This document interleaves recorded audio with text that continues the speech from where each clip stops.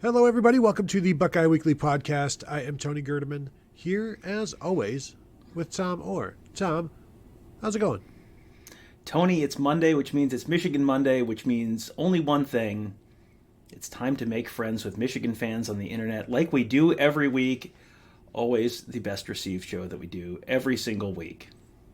Tom, I hear what you're saying. I think the words that you're putting out there, once again, Tom, you're saying that Michigan isn't playing anybody. Yes, they beat Indiana 52-7, but who is Indiana? They're nobody, and should we even count this as a win, Tom? I'm here to say all wins count, and especially impressive wins in the box score in terms of the scores. So, yeah, I'm not looking at the 7-0 lead that Indiana had in the first quarter or the late second quarter 14-7 lead that Michigan had. Tom, you got to look at the entire picture and appreciate the 52-7 win over Indiana for the Michigan Wolverines. Another game like we've seen several times. Although I will admit, nothing to admit, I will say that the last few weeks they've turned it on more than we have seen in the past, which is what we've been asking them to do.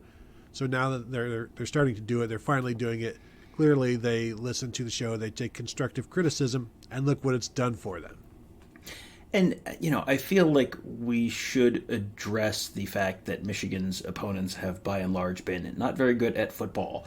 And that is true when they're playing for Michigan, but that is also true when they're not playing Michigan. And we tend to pick up a bunch of comments throughout the week on these videos about the fact that, well, how can you say that Michigan didn't play anyone? You said that last year, and then they beat Ohio State, so you're idiots. And it's like, two things can simultaneously be true.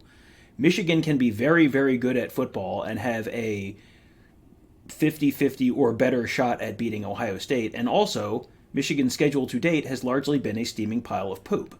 Those two things are only vaguely related, and both can be true at the same time. And in fact, both of those things are true at the same time. Michigan's schedule has largely been a steaming pile of poop to date. Also, Michigan is a very, very good football team that has probably a 50-50 or better shot at beating Ohio State this year. Yes, both of these things are true. I don't even know what part of that people are honestly objecting to. So I pulled Ohio State's strength of schedule ratings compared to Michigan to date as of after last week. Sagarin has Ohio State 36 points higher than Michigan, but he has Michigan and Ohio State 1 and 2. So Ohio State's played a substantially harder schedule, but they are very comparable teams that are both very good at football this year. TeamRankings.com has Ohio State 36 spots higher. FEI rankings, depending on which one of his schedule models you want to use, Ohio State is either 58, 62, or 25 spots higher than Michigan. However, he has Michigan and Ohio State 1 and 2 because both you can be a good football team and you can play a pile of poop for a large chunk of the season. So thank you for coming to my TED Talk. Hopefully that helps. And, as for there was someone who said, well, they're just trying to be sunshine pumpers and, convince Ohio State fans they even have a chance this year, which if you've listened to our show ever probably is not exactly our business model, but okay.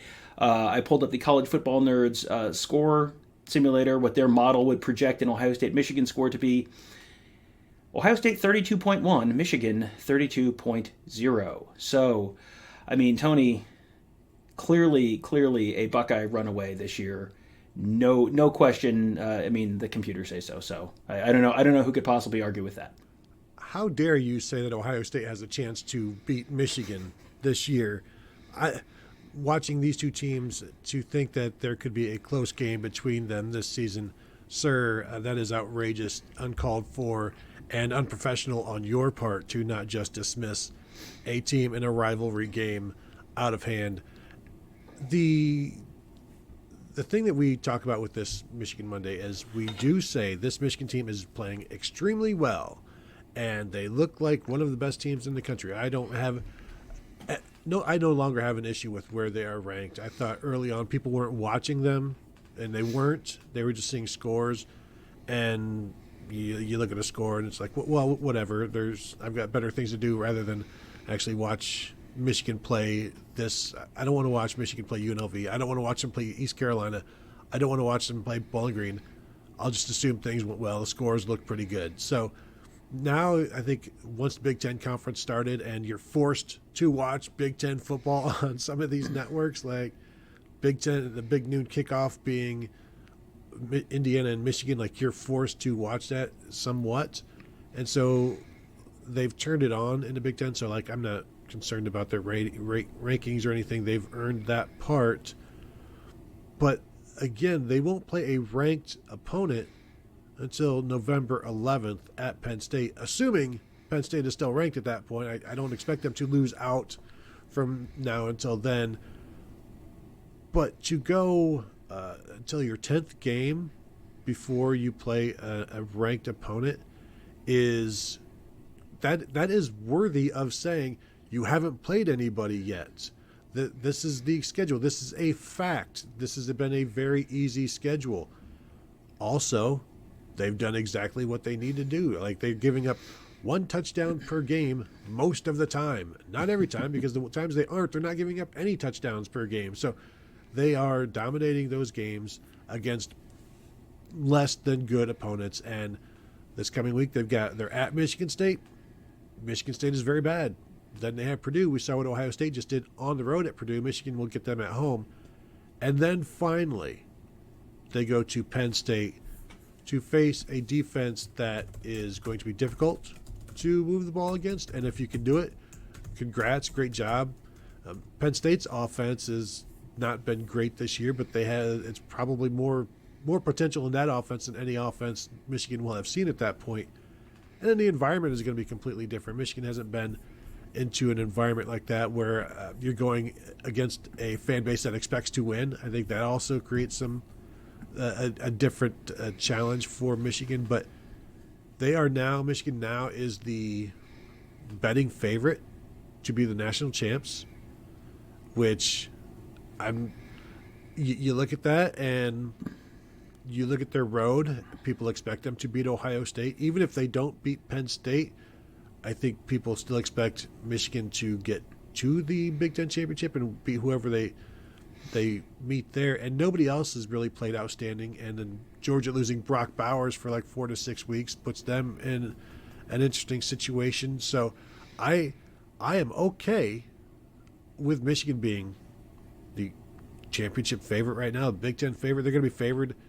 I assume they're going to be favored by a few points at Penn State, Tom. I guess maybe unless Penn State goes in and beats Ohio State, then maybe Michigan would walk into there as a slight underdog. But I'm expecting Michigan to be favored all the way out, and I would agree with that.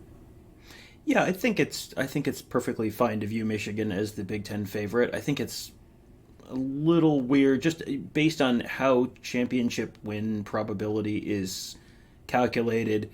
It's weird to look at the team that has 2 top 5-ish regular season games left, including one road trip on their schedule, and go, yeah, that's the most likely team. Because, I mean, Michigan very well, like you can very easily convince me Michigan is the best team in the nation right now. I'm perfectly willing to listen to that argument.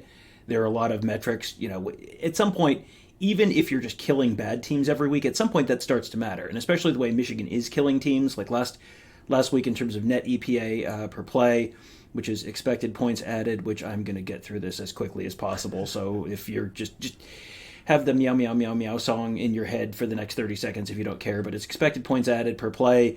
So it's basically, the expected points if you start on your own 20-yard line, your expected points on that drive is, 2.5, 3, depending on your offense, something like that.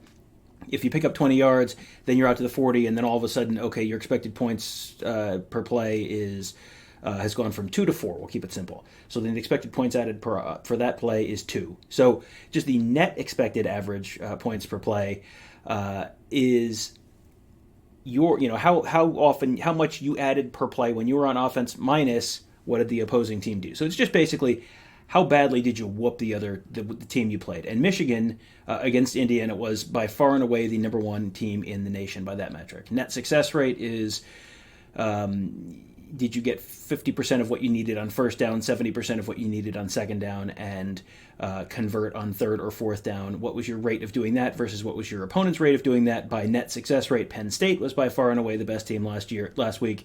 Ohio State was second, and Michigan was in the 10th to 12th. But by and large, it means Michigan is handling their business very consistently against these crappy teams they're playing, that's what you're supposed to do. You can only play the teams that are in front of you, and they're handling the business that is in front of them. So I don't, no one is saying Michigan is not a good team. No one is saying Michigan is not, there's no chance Ohio State loses to Michigan this year. No one's saying that either. You got to kind of see it. You got to see, how do they handle going into Happy Valley and facing that crowd in a couple weeks. How does Penn State handle coming into Columbus this weekend? Ohio State has had to play on the road at Notre Dame, and the Notre Dame win looks a little better than it did maybe a week ago. So there's just, there's a lot of stuff going on here that you got to kind of figure in. You raised a good point on the Buckeyes Tomorrow Morning podcast that's going to run later on Monday, where there was a change in the Big Ten tiebreaker scenarios where, this is not any better news for Michigan than it was before, but if the short version is, if Ohio State and Michigan and Penn State each go 1-1 against each other, whoever that is, whether Ohio State beats Penn State or Ohio State beats Michigan, or Penn State and Michigan, how that game goes, as long as they're all 1-1, right now Penn State is in the driver's seat to get the bid, have the tiebreaker. It's like the fifth tiebreaker down, but Penn State would be in the driver's seat right now to go to Indianapolis and get to, destroy Iowa 17-3 or whatever that game's going to end up being. That had previously looked like it was going to be Ohio State. The result of the Iowa-Wisconsin game has changed that to now it's in Penn State's favor. But Michigan's in third place in that potential tiebreaker. So Michigan, in order to get to Indianapolis, probably needs to beat both of those teams. And so, that's something else to just sort of bear in mind when we're talking about national championship victory odds. And also, when we talk about Michigan not having played anybody, they are also playing the worst of the Big Ten West schedule. Mm-hmm. So this isn't just they bought themselves out of the UCLA game. Like they did not set their Big Ten schedule. So you kind of get a break by not having to play Iowa or Wisconsin.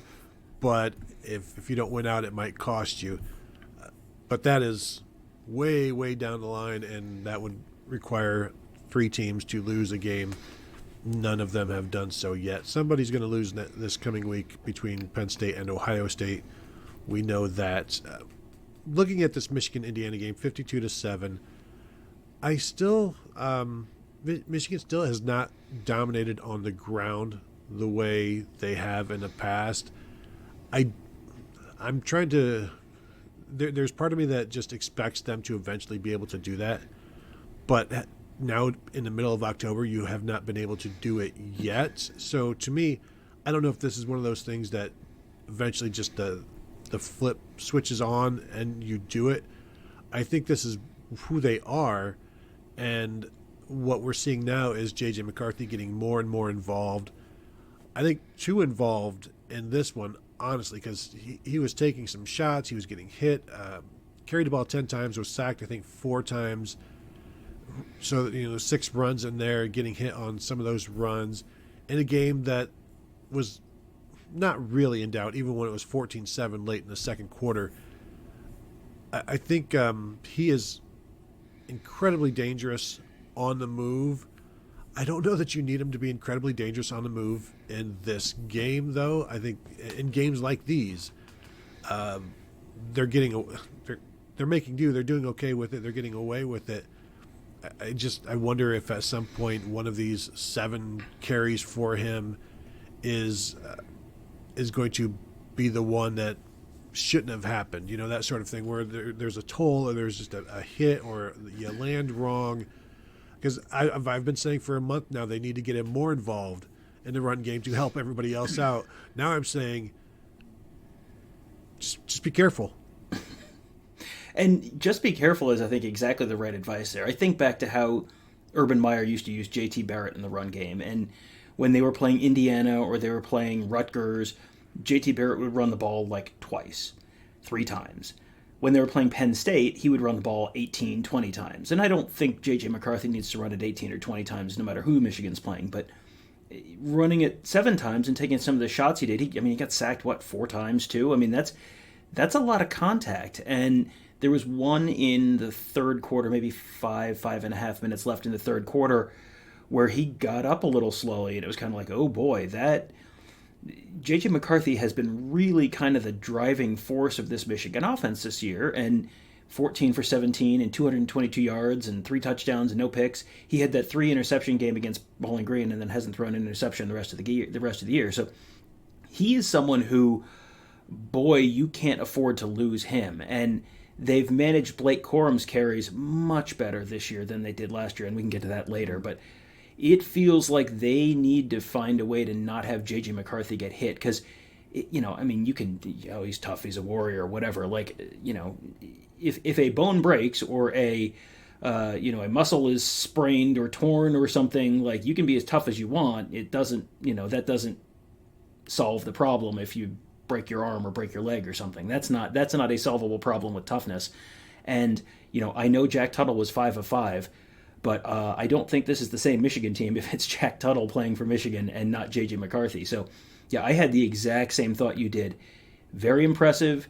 He's, you can tell he's confident. You can tell he's really comfortable in the system right now. I think of that, that play where he was sort of scrambling down by the goal line and just sort of flipped it, and then to Donovan Edwards for a nice gain. And, that just, like, I'm not comparing him to Patrick Mahomes, but it's just very much a, like, yeah, oh, sure, whatever, I'll just figure it out. Like, off-platform, way out of, not at all how you're coached to do it, but you just sort of, yeah, screw it, I'll make this play, and you make the play. That's the kind of thing that does win you games when you're playing better competition. They didn't need it against Indiana, but it's the kind of thing that wins you games against better competition. He's so mobile in the pocket and so elusive in the pocket where sometimes he's running and sometimes he's just extending plays. But, I mean, how many times watching that game, Tony, was there an Indiana defender that's like, oh, man, he's about to get drilled, and then he just kind of does this little side slide step thing or just a little hop back or something, and just, the guy who looks like he's about to just absolutely take his soul clean out of his body just ends up just hitting air, and then McCarthy goes on his merry way. Yeah, he had a 22-yard scramble in this one where he should have been sacked. He's just in the pocket. Defender, starts to wrap his arms around him. He's like, no, I'm going to go. Took off down the sideline. He now has 3 carries of 3 20-yard runs on the season, which is the same number as Travion Henderson for Ohio State. Now, Henderson has missed the last 2 games, but it gives you an idea of the big plays. And Blake Corum has 4. So he's one behind Blake Corum in terms of 20-yard carries. Kalel Mullings has 2. Kalel Mullings didn't play this week. Donovan Edwards, I don't know if he has any. I didn't see him on the list in terms of 20-yard carries, but the scramble to the right and the point to Colston Loveland to take off on the scramble drill led to like a 54-yard touchdown pass. That's just the stuff that he can do. Said it before, he's Caleb Williams east of the Rockies. Caleb Williams now out of the Heisman race. JJ McCarthy continues to play like this. He will put up like Troy Smith numbers in 2006 where, it's not a huge passing numbers, but everybody just kind of knows, like, you're in this offense and you're not going to put up huge numbers. But if you were in Washington's offense or, Oregon's offense or whatever, like, you'd be putting up bigger numbers. So I think there's this understood nature, this understood thing with JJ McCarthy that he's playing very, very well, and he's a very, very good player, great player, can make great plays. And if you go in, if you beat Penn State, you go in, you beat Ohio State, good luck giving that award to somebody else. But started at 0 for 2 in this game. He completed 14 of 17 passes overall. Started at 0 for 2 and then went, 14 of 16 over the course of the rest of the game. 222 yards, 3 touchdowns, sacked 4 times, 3 times in the first quarter, I believe. Mm-hmm. Then another one later on. That is not good. That's something that everybody else is going to take a look at. There were some free runners, some edge blitzers where they didn't even pay attention to them, so that is a concern. And yeah, you can expect JJ McCarthy to get out of stuff, but he was getting swallowed up a couple of times and getting pulled down to where you're like, these aren't clean sacks happening right now. They're happening in traffic, and it's Michigan's offensive line has to do better, because I don't think this was a situation where, like, Kyle McCord a couple weeks ago gave up a sack because he took a 12-step drop and just stayed there. This was pockets collapsing on McCarthy. Yeah, and, in fairness, we talked about the Indiana defense when Ohio State played Indiana, and the Indiana defense, it's not incredible, but they have some players. They've got some players in that front seven. And Tom Allen has a background as a defensive coach and generally does a pretty good job there. So, the fact that they scored 52 points was, that's impressive. The fact that they scored 0 points in the first quarter, that's a little concerning. The sacks, though, I think you're allowed to be a little bit concerned there, and I think you're allowed to be a little bit concerned about another game where the running backs just kind of did okay, and it wasn't remarkable. And, Blake Corum's top-line numbers are not even close to what they were last year, and a lot of that has to do with the way they're using him. After 7 games in 2022, he had 4 games of 25 or more carries. After 7 games this year, he has none. He only has more than 16 carries once, and that was 21 against Rutgers. But, his yards per carry is down a little bit last year in the first 4 Big Ten games, which ended with the Penn State game, 8.1, 4.6, 5.0, 5.9. This year, 4.6, 4.6, 7.7, 4.0. So just down, if you're going to stack those next to each other, it's down, down, down, and tied. And Donovan Edwards this year has just been missing in action. This his yards per carry in the Big Ten, 2.2, 3.4, 5.0, 2.2. Last year he played in 3 of the first 4 Big Ten games, and it was 5.8, 2.1, 10.8 yards per carry. So, he's getting about the same number of carries. He had a breakout game against Penn State last year. He was above where he had 177 yards or something like that. He was above 5.0 yards per carry in 9 of the 11 games last year. He's been exactly at 5.0 once and above 5.0 once in 7 games this year. So he's, 2 for 7 or 1 for 7, depending on how you want to calculate that. And he was 9 for 11 last year. It just isn't really working for him right now. So, I guess JJ McCarthy is just sort of being asked to do more right now. He's answering the call, which is good. I just, after this many games of Blake Corum and Donovan Edwards kind of just looking okay, and not really hitting the big one, and not constantly just pounding 7-8 yard carries. It's just been a lot of 4 and 5, and that's okay. You're staying on schedule, and that's good. But it's not like the yards per carry is the same as it was last year, and they're just getting fewer carries. It's the yards per carry is down for both of them. It's kind of cratering for Edwards, and so you're putting a lot now on JJ McCarthy, and he's been doing well so far, but the idea that a Jim Harbaugh team could start to get a little more one-dimensional, I think is, and for it to be that dimension is a little, that's a little concerning. Well, and the dimension is JJ McCarthy, whether it's through the air or through on the ground. But Blake Corum in Big Ten play averaging 4.95 yards per carry in 4 games. And he's been under 4.7 yards per carry in every Big Ten game, except for the Minnesota game where he was 9 of 69 carries, 69 yards. One of those was a 40-yarder. So you hit a big shot, and that kind of covers over some things. Didn't do it in this game. It's similar to Travion Henderson going for 104 yards against Notre Dame with a 51-yarder, 52-yarder in there. That was Henderson's least efficient game in terms of success rates of the times he's had at least 10 carries in a game. That was his least successful game, but it got masked by the long run, and Blake Corum has had some of that this year. It's just so bizarre because he is fantastic, but 4 yards a carry in this one, 4.6 against Nebraska, 4.6 against Rutgers. This isn't typical for them, so that's why it continues to stand out. Just as the final scores are standing out, because that is typical. It's blowout after blowout after blowout.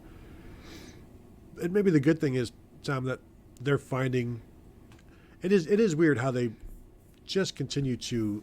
It's just an overwhelming of the opponent, and the opponent can only hold up for so long. And it's not like Michigan is putting up 550 yards of total offense. They haven't hit 500 yards once.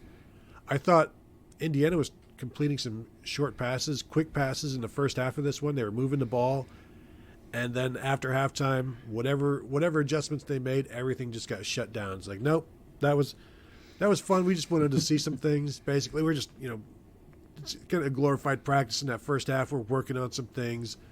And then they shut everything down in the second half. Indiana, no time, no room, no hope.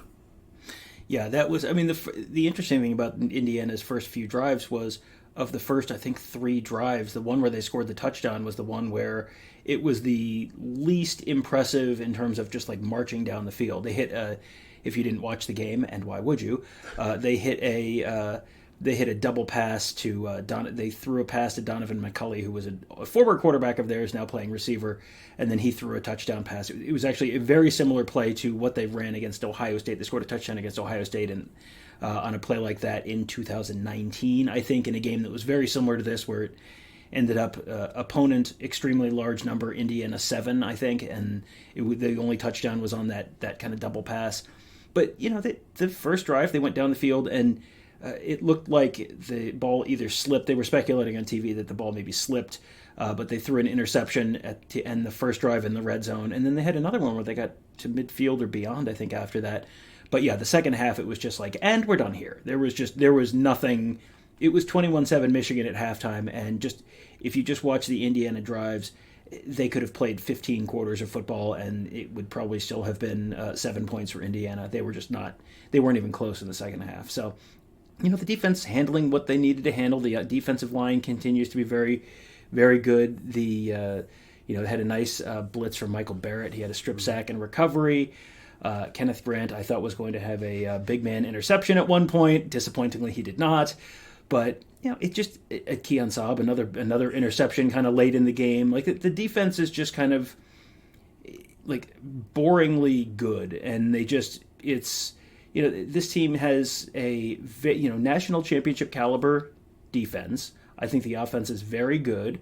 If Blake Corum was running for 7 yards a carry or whatever it was that he ran for last year, I think I would feel more confident in their chances. But they haven't really been stressed yet, so you haven't seen, what does this look like against a better defense? You mentioned Travion Henderson's game against Notre Dame being his least efficient against any defense. Well, yeah, Notre Dame has the 15th ranked defense. I'm just looking at FEI right now because that's the one that I pulled up. I'm just going to scroll down here and go through Ohio State and Michigan opponents as I go down this list of defensive efficiency. Notre Dame 15th, Maryland, who Ohio State also played, 21st. Scrolling. Rutgers, there we go, 28th. So Rutgers, Michigan's top opponent in terms of defense so far, at 28th in the country. So just there's not, and I'm scanning down again now below that and not seeing anyone down. 45th is Nebraska. So there's just, they've played okay defenses. They are going to get tested. Like they have Penn State.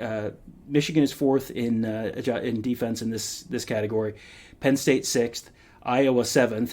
Whoever is going to play in the Big Ten championship game probably, and Ohio State 8th. So they are going to get tested against better defenses. Potentially, 3 out of 4 weeks later in the season.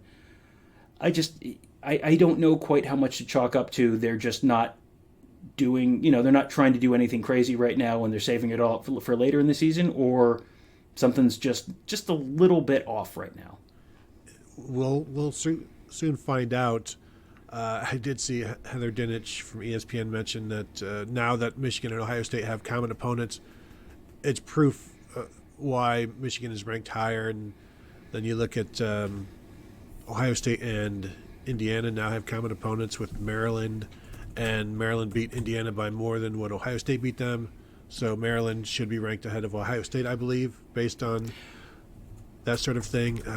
But we're going to get more into the common opponents eventually, but it won't. The common opponents aren't going to be what determines this. It's going to be the opposition themselves, the Ohio State versus Michigan versus Penn State, and it's coming to a head soon here, Tom.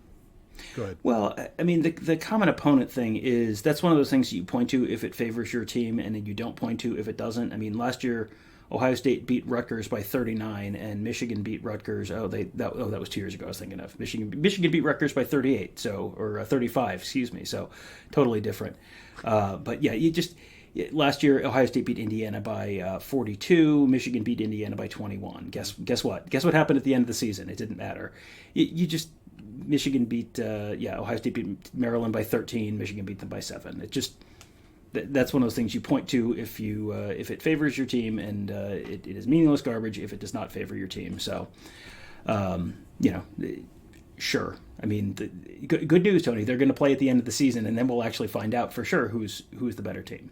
Speaking of meaningless garbage, Michigan plays Michigan State this weekend, so that'll be. Oh boy, that is. It's funny. I remember us speculating about TV network selections for this week, and there's two really big marquee games that week: Penn State, Ohio State, and Michigan State. You wondering if that would impact TV selection. And there's two games, so maybe a network would be more willing to, not have the first selection this week because there's a second game that's so good. And life comes at you fast, Tony. Michigan will be facing a new starting quarterback at Michigan State. Caden Hauser started this past week against Rutgers and had the Spartans out to a big lead. They could not hold on to it. We'll see if they're able to hold on to a big lead against Michigan this coming weekend. Who's to say? I think Michigan State is to say, and I think they are not. I think you can go ahead and just keep Paul Bunyan just right in Ann Arbor. I don't think you need to bring him to the game. Just you know where he's going afterwards. It'll be fine. Yeah, he's not on the travel roster. So that will do it for today. I want to thank you all for joining us. As always, please find us at BuckeyeHello.com. If you're not yet a member, now's a great time to join. It's also a great way to help support what we do here. So I want to thank you all for tuning in, and we'll talk to you guys later.